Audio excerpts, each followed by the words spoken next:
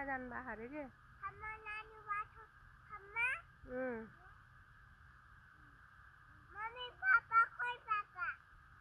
फर्ममा जानुभएको अरे भने सुनिनौ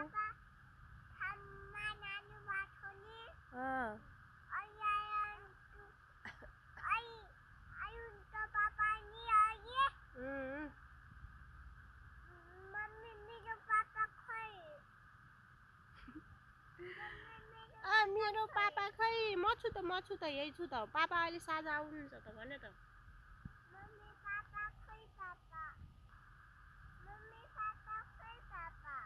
पापा मलाई थाहा छैन के थाहा